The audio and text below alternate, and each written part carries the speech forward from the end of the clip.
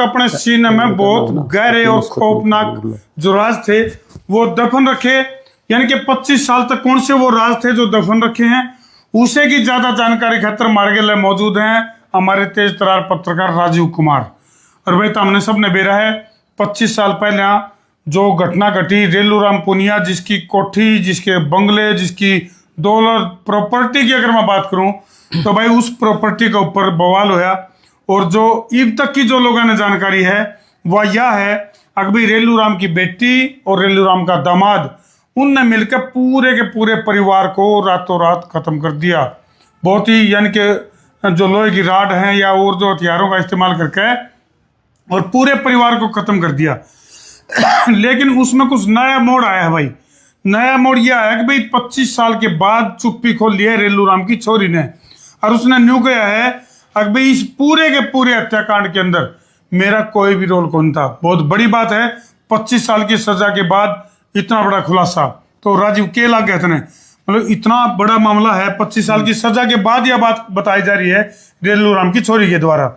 क्या वो जब जेल में थी जिब भी तो वह बात बता सके थी, या जिब भी अपील डाल सके थी अभी मेरा कोई कसूर को नहीं, तो ये इस तरह की बातें क्यों लिखड़ रही हैं? सर थोड़ा सा पहले दर्शकों को हम ये बता देते कि रेलूराम हत्याकांड हुआ कैसे था, क्या उसमें किसका कितना रोल था, पुलिस ने उस समय जब इन दोनों को अरेस्ट किया तो किसके ऊपर क्या क्या आरोप थे। सबसे पहले रेलूराम की जो बेटी थी उसकी 15 साल की उम्र थी जब उसकी शादी हो गई थी, और जब वो 19 साल की थी तब ये हत्याकांड हुआ था। साल 2002 की बात है। तो उसमें हुआ कुछ ऐसे था सर, उसकी जो बेटी है रेलूराम की, उसका बर्थडे था, जन्मदिन था, और वो अपना जन्मदिन मनाने के लिए अपने मायके आई थी। ठीक है।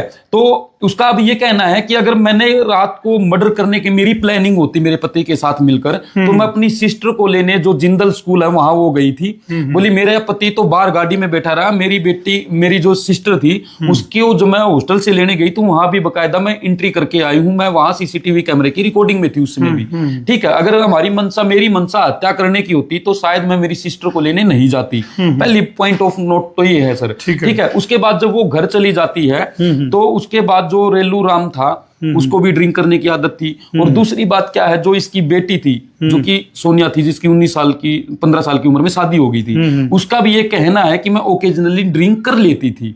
तो उस समय क्या हुआ सर, जिस दिन उसका बर्थडे था उस दिन भी उसने ड्रिंक करी थी। अच्छा। और सबसे बड़ा आरोप उसका जो पति है उसके ऊपर यह है कि उस दिन संजीव जो उसका पति है उसने शराब का सेवन तो ज्यादा करवाया ही करवाया, लेकिन साथ के साथ में उसने कुछ ना कुछ ऐसा जरूर मिला दिया जिससे मैं बेसुध हो गई। अच्छा, इसका गले मैं दोबारा इस पॉइंट पर आऊंगा राजू भाई। दर्शकों ने बताया था कि जिस समय रेलूराम की छोरी की शादी हुई उस समय इसकी उम्र जो है 19 साल थी, लगभग 15 साल थी सर। 15 साल थी। 15 साल? हाँ, 2002 की बात, यानी कि नाबालिग की ही शादी होगी। बिल्कुल सर। और उसका कहना है इसके पति की साथ उम्र कितनी थी? वो इससे 10 साल बड़ा था सर उस समय, यानी कि जब शादी हुई थी वो 25 साल का हो सकता है, 25 साल के राउंड। अच्छा, तो 10 साल का जो अंतर है वो बताया जा रहा है भाई। और इसके गिले रेलूराम की छोरी का यूं भी कहना है कि भाई उसका जो पिताजी है उसका जो स्वभाव है वो काफी एग्रेसिव था। बात बात पर बंदूक उठा के खड़ा हो जाया करता, ये कहना है रेलूराम की छोरी का। रेलूराम की छोरी ने सर ये भी बात कही है कि मेरे पिताजी कई बार गुस्से में इतने एग्रेसिव हो जाते थे, हमारे ऊपर गोलियां तक चलाते थे, जिसके निशान आज भी रेलूराम की कोठी में हैं। और रेलूराम की एक आदत थी सर, वो मतलब ड्रिंक कर लेता था, उसके बाद वो खीर जरूर खाता था। अच्छा। हाँ। और जो रेलूराम की बेटी है उसके ऊपर हरियाणा पुलिस ने उस समय यही आरोप लगाया था कि रेलूराम की जो डेथ हुई उसमें जो है जहर मिला के खीर में जहर मिला के दिया गया। लेकिन अब चीजें ये भी निकल करके आई है कि जो उसकी बेटी थी उसने ये कहा कि जब उस खीर की जांच हुई तो उसमें जहर नहीं मिला। नहीं, लेकिन राजू मजे की बात यह है कि भाई इतने साल तक आखिर चुप क्यों? जो क्या नाम है रेलूराम की जो छोरी है वो जेल में तभी तो अपील डाल सके थी। बिल्कुल। यह चीजें वो जेल में तभी डिस्क्लोज कर सके थी, तो सजा भुगतने के बाद ही वो इस तरह की चीजें क्यों डिस्क्लोज करने लगी? सर इसमें उनकी क्या मंशा उसके बारे में तो हम नहीं जा सकते, लेकिन उसकी कई बातें ऐसी हैं जो अब चर्चा का विषय बनी हुई है। और कौन से राज हैं जो उसने रेलूराम की छोरी के सीने में दफन थे जिनको डिस्क्लोज करने लग रही है? उसने एक मेन बात ये कही है कि जिस दिन उसका बर्थडे था वो बेसुध हो गई थी, अगले दिन जब वो सुबह उठी तो उसका जो पति था वो कपड़े पैक करने लग रहा था, उसके बैग पे खून लगे हुए थे। और रेलूराम का जो बेटा था यानी कि जो उसकी बेटी का भाई था वो काफी अग्रेसिव मोड में रहता था। और उसका जो पति था उसने उसकी पत्नी को ये बात कही, रेलूराम की बेटी को ये बात कही कि भाई जब मैंने खून देखा तो उससे पूछा कि खून कैसे लगा, तो उसने मुझे धक्का दे दिया और उसने ये बात कही कि तेरे भाई से मेरा झगड़ा हो गया है। और मैंने ये सोचा कि मेरा भाई और मेरे पिताजी बिल्कुल अग्रेसिव मूड में रहते हैं, गन भी है, कहीं कुछ हो ना जाए, तो मैं अपने पति के साथ वहां से निकल गई।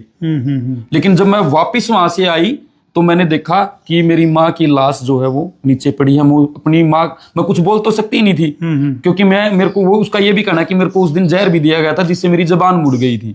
मैं कुछ बोल नहीं सकती थी और मैं अपनी माँ के गले लग कर उस टाइम वहां रोई हूँ। यानी कि काफी सनसनीखेज खुलासे जो है वो इस घटनाक्रम के होने लग रहे हैं। एक तरफ तो जो क्या नाम है रेलू राम की बेटी और उसके दामाद के ऊपर पूरे परिवार की हत्या के आरोप लगे, दूसरी तरफ जो है रेलू राम की छोरी जो है खुद है नू कहने लग रही है अब भाई इस पूरे के पूरे घटनाक्रम में मेरा कोई भी रोल को नहीं, मैं पूरी तरह से निर्दोष हूं।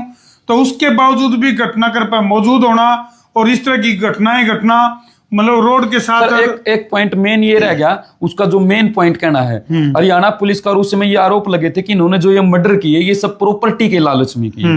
उसकी बेटी का ये कहना कि जब मेरी शादी हुई तो मैं 15 साल की थी, जब ये मर्डर हुए तो मैं 19 साल की थी। उस समय जब मैं 19 साल की थी मेरे नाम पहले से भी कुछ जमीन थी, उसमें भी मैंने अपनी जमीन का जो केयर टेकर था मेरे भाई और मेरी माँ को बना रखा था। अगर मेरे को प्रॉपर्टी का लालच होता तो मैं केयर टेकर उनको क्यों बनाती, मैं अपने नाम भी करवा सकती थी उस समय। और उसका ये भी कहना है कि उस समय मेरी महज 19 साल की उम्र थी तो मेरे को प्रॉपर्टी का ज्यादा सा पता नहीं था, मेरे पति की जो उम्र थी मेरे से ज्यादा थी, उसको ज्यादा नॉलेज थी। इस तरीके के आरोप भी हैं सर।